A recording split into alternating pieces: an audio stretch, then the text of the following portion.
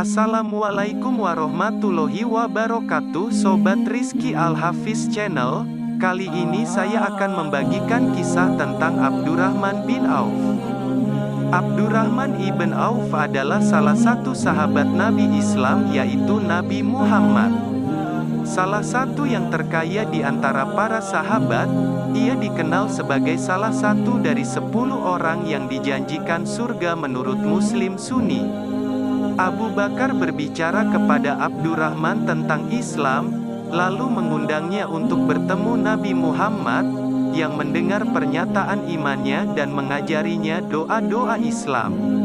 Ini terjadi sebelum umat Islam memasuki rumah Al-Arkam. Abdurrahman adalah salah satu dari 8 orang pertama yang menerima Islam. Dari sekitar tahun 614 kaum kafir Quraisy di Mekah, menunjukkan permusuhan mereka kepada semua orang yang mengikuti Rasul. Setiap klan yang terdiri dari Muslim diserang. Ancaman yang biasa dilakukan kepada para pedagang Muslim adalah, kami akan memboikot barang-barang Anda dan menjadikan Anda pengemis. Abdurrahman adalah salah satu dari kelompok perintis yang terdiri dari 15 Muslim yang beremigrasi ke Abisinia pada tahun 615. Muslim lainnya kemudian bergabung dengan mereka, membentuk kelompok yang terdiri lebih dari 100 orang.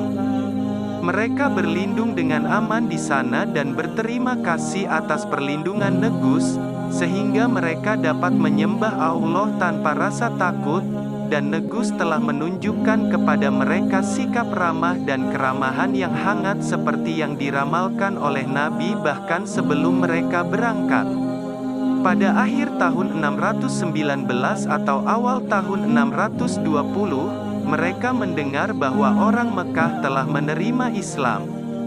Ini ternyata tidak sepenuhnya benar, namun cukup banyak orang yang menerima Islam sebagai hasil dari pertobatan Umar bin Khattab dan paman dari pihak ayah Nabi sendiri, sang singa sendiri, Hamzah bin Abdul Muthalib. Abdurrahman adalah salah satu dari 40 orang yang berangkat ke tanah air. Tetapi ketika mereka sampai di dekat Mekah, mereka mengetahui bahwa laporan itu salah, sehingga mereka memasuki kota di bawah perlindungan seorang warga atau secara sembunyi-sembunyi di mana dia tinggal bersama Sa'ad ibn al-Rabi. Abdurrahman berteman dengan Umayyah bin Khalaf, penentang keras Islam. Ketika Abdurrahman beremigrasi ke Madinah, keduanya mencapai kesepakatan tertulis, yang menyatakan bahwa Abdurrahman bin Auf akan melindungi harta benda dan keluarga Umayyah di Madinah, sedangkan Umayyah akan melindungi harta Abdurrahman bin Auf di Mekah. Ketika Abdurrahman bin Auf ingin menandatangani dokumen tersebut, Umayyah memprotes, mengatakan, "Saya tidak tahu Ar-Rahman," dan meminta agar nama pra-Islam, Abde Amr, harus digunakan, yang disetujui oleh Abdurrahman. Keduanya bertemu lagi dalam pertempuran Badar pada Maret tahun 624. Pada hari pertempuran Badar, ketika semua orang pergi tidur, saya pergi ke atas bukit untuk melindunginya. Bilal melihatnya dan pergi ke pertemuan Ansar dan berkata, "Ini Umayyah bin Khalaf, celakalah aku jika dia lolos." Jadi, sekelompok Ansar pergi bersama Bilal untuk mengikuti kami Abdurrahman dan Umayyah. Karena takut mereka akan menangkap kami, saya meninggalkan putra Umayyah untuk menyibukkan mereka. Tetapi Ansar membunuh putranya dan bersikeras untuk mengikuti kami. Umayyah adalah seorang pria gemuk, dan ketika mereka mendekati kami, saya menyuruhnya untuk berlutut, dan dia berlutut, dan saya berbaring di atasnya untuk melindunginya. Tetapi Ansar membunuhnya dengan menyerahkan pedang mereka di bawah saya, dan salah satu dari mereka terluka. Sunni cenderung memandang ini sebagai sahih dan memasukkannya ke dalam Sahih Bukhari. Abdurrahman adalah salah satu dari orang-orang yang berdiri kokoh di samping Nabi Muhammad pada Perang Uhud ketika sebagian besar prajurit melarikan diri. Kemudian, dia juga berpartisipasi dalam ikrar pohon selama ziarah pertama umat Islam Madinah. Abdurrahman berpartisipasi dalam semua operasi militer yang dipimpin oleh Nabi Muhammad. Pada Agustus tahun 626 Nabi Muhammad mengarahkan Abdurrahman bin Auf untuk menyerang suku Kalbit di Daumatul Jandal, memerintahkannya, "Ambillah, Ibnu Auf, perangilah setiap orang di jalan Allah dan bunuhlah orang-orang yang kafir kepada Allah. Jangan curang dengan jarahan, jangan berkhianat, atau memutilasi, atau membunuh anak-anak. Inilah ketetapan Allah dan amalan nabinya di antara kamu." Nabi Muhammad juga menginstruksikan dia tentang cara yang benar untuk melilitkan sorban. Abdurrahman bin Auf mengalahkan orang-orang Kalbit dan mengambil dari mereka deklarasi Islam dan pembayaran jizyah. Dia kemudian menyegel aliansi dengan menikahi putri kepala suku Tamadur binti Al-Asbaq dan membawanya kembali ke Madinah.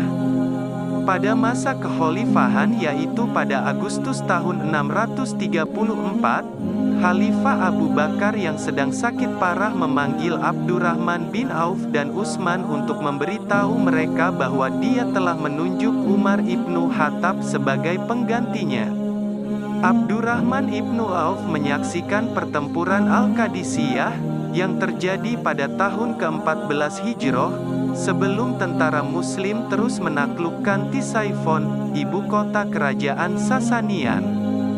Belakangan, Abdurrahman juga ikut serta dalam pertempuran Jalula pada tahun 16 Hijriah, di mana umat Islam berhasil merebut harta rampasan perang yang sangat besar. Abdurrahman ibnu Auf dan Abdullah ibn Arkam kemudian ditugaskan oleh Khalifah Umar untuk mengawal rampasan perang ke ibu kota kekhalifahan. Kemudian, setelah penaklukan Yerusalem, Abdurrahman ibnu Auf terlibat dalam penulisan perjanjian Umar mengenai Yerusalem yang baru ditaklukkan, yang diratifikasi oleh Khalifah. Namun demikian, selama kekhalifahan Umar, Abdurrahman sebagian besar mengejar karir ilmiah dan mengambil alih kepemimpinan konvoi haji. Pada tahun 644 Khalifah Umar yang sedang sakit parah yang disebabkan luka tusuk mencalonkan sebuah dewan yang terdiri dari 6 anggota, Dewan Syuro, untuk memilih salah satu dari mereka sebagai khalifah berikutnya. Kelompok itu terdiri dari Sa'ad bin Abi Waqqas, Abdurrahman bin Auf, Zubair bin Awam, Talha bin Ubaidillah, Ali bin Abi Thalib dan Utsman bin Affan. Utsman dipilih sebagai khalifah ketiga oleh Abdurrahman bin Auf. Banyak kisah diceritakan tentang kemurahan hati Abdurrahman bin Auf.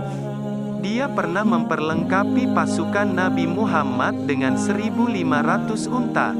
Dia mewariskan 400 dinar kepada orang-orang yang selamat dari Badar. Abdurrahman membawa karavan yang terdiri dari 700 unta pedagang ke Madinah. Aisyah berkomentar, "Saya telah mendengar utusan Allah berkata, saya telah melihat Abdurrahman bin Auf memasuki surga dengan merangkak." Ini diulangi kepada Abdurrahman, yang menjawab, "Jika saya bisa, saya pasti ingin masuk surga berdiri. Aku bersumpah, bahwa seluruh kafilah ini dengan semua dagangannya, akan aku sedekahkan." Dan dia melakukannya. Abdurrahman juga dilaporkan memberikan amal 50.000 dinar emas dari kekayaan pribadinya. Menurut pandangan Sunni menganggapnya sebagai salah satu dari Al-Ashara Al-Mubasyarun, 10 sahabat yang dinubuatkan Nabi Muhammad akan masuk surga. Pada masa jahiliyah, ia dikenal dengan nama Abdu Amr. Setelah masuk Islam, Rasulullah memanggilnya Abdurrahman bin Auf. Ia memeluk Islam sebelum Rasulullah menjadikan rumah Al-Arqam sebagai pusat dakwah. Ia mendapatkan hidayah dari Allah 2 hari setelah Abu Bakar As-Siddiq memeluk Islam. Seperti kaum muslimin yang pertama-tama masuk Islam lainnya, Abdurrahman bin Auf tidak luput dari penyiksaan dan tekanan dari kaum kafir Quraisy. Namun ia tetap sabar dan tabah. Abdurrahman turut hijrah ke Habasyah bersama kawan-kawan seiman untuk menyelamatkan diri dan agama dari tekanan Quraisy.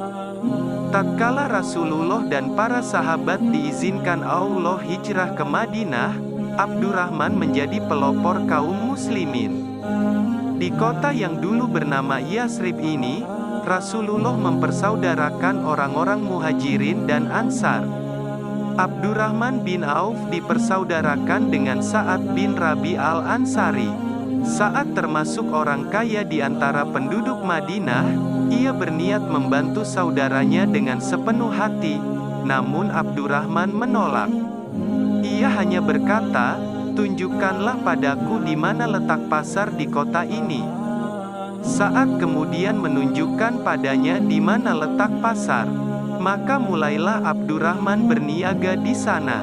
Belum lama menjalankan bisnisnya, ia berhasil mengumpulkan uang yang cukup untuk mahar nikah. Ia pun mendatangi Rasulullah seraya berkata, "Saya ingin menikah, ya Rasulullah," katanya. "Apa mahar yang akan kau berikan pada istrimu?" tanya Rasul. "Emas seberat biji kurma," jawabnya. Rasulullah bersabda, "Laksanakanlah walimah, walau hanya dengan menyembelih seekor kambing. Semoga Allah memberkati pernikahanmu dan hartamu." Sejak itulah kehidupan Abdurrahman menjadi makmur. Seandainya ia mendapatkan sebongkah batu, maka di bawahnya terdapat emas dan perak. Begitu besar berkah yang diberikan Allah kepadanya sampai ia dijuluki sahabat bertangan emas. Pada saat perang Badar meletus, Abdurrahman bin Auf turut berjihad fi sabilillah. Dalam perang itu ia berhasil menewaskan musuh-musuh Allah, di antaranya Umar bin Utsman bin Ka'ab at-Taimi. Begitu juga dalam perang Uhud, dia tetap bertahan di samping Rasulullah ketika tentara muslimin banyak yang meninggalkan medan perang. Abdurrahman bin Auf adalah sahabat yang dikenal paling kaya dan dermawan. Ia tak segan-segan mengeluarkan hartanya untuk jihad di jalan Allah.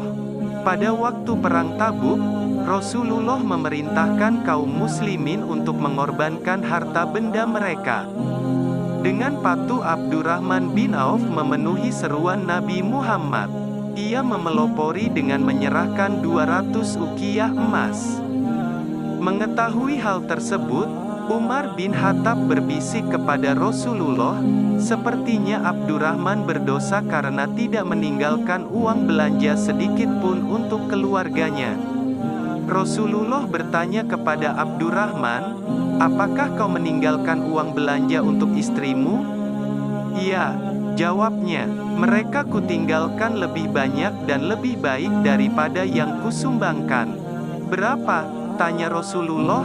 "Sebanyak rezeki, kebaikan, dan pahala yang dijanjikan Allah."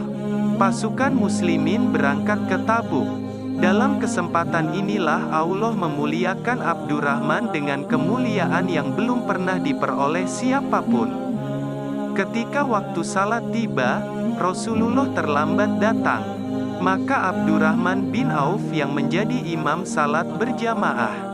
Setelah hampir selesai rakaat pertama, Rasulullah tiba, lalu salat di belakangnya dan mengikuti sebagai makmum. Sungguh tak ada yang lebih mulia dan utama daripada menjadi imam bagi pemimpin umat dan pemimpin para nabi, yaitu Muhammad. Setelah Rasulullah wafat, Abdurrahman bin Auf bertugas menjaga kesejahteraan dan keselamatan Ummahatul Mukminin, yaitu para istri Rasulullah. Dia bertanggung jawab memenuhi segala kebutuhan mereka dan mengadakan pengawalan bagi ibu-ibu mulia itu bila mereka bepergian. Suatu ketika Abdurrahman bin Auf membeli sebidang tanah dan membagi-bagikannya kepada Bani Zuhroh, dan kepada Ummahatul Mukminin. Ketika jatah Aisyah disampaikan kepadanya, ia bertanya, "Siapa yang menghadiahkan tanah itu buatku?" "Abdurrahman bin Auf," jawab si petugas. Aisyah berkata, "Rasulullah pernah bersabda, tidak ada orang yang kasihan kepada kalian sepeninggalku kecuali orang-orang yang sabar." Begitulah, doa Rasulullah bagi Abdurrahman bin Auf terkabulkan. Allah senantiasa melimpahkan berkahnya, sehingga ia menjadi orang terkaya di antara para sahabat. Bisnisnya terus berkembang dan maju. Semakin banyak keuntungan yang ia peroleh, semakin besar pula kedermawanannya. Hartanya dinafkahkan di jalan Allah, baik secara sembunyi-sembunyi maupun terang-terangan. Walau termasuk konglomerat terbesar pada masanya, namun itu tidak memengaruhi jiwanya yang dipenuhi iman dan takwa. Berbahagialah Abdurrahman bin Auf dengan limpahan karunia dan kebahagiaan yang diberikan Allah kepadanya. Ketika meninggal dunia, jenazahnya diiringi oleh para sahabat mulia seperti Sa'ad bin Abi Waqqas dan yang lain. Dalam kata sambutannya, Khalifah Ali bin Abi Thalib berkata, "Engkau telah mendapatkan kasih sayang Allah, dan engkau berhasil menundukkan kepalsuan dunia. Semoga Allah selalu merahmatimu." Demikian yang bisa saya bagikan, mudah-mudahan bermanfaat. Wassalamualaikum warahmatullahi wabarakatuh.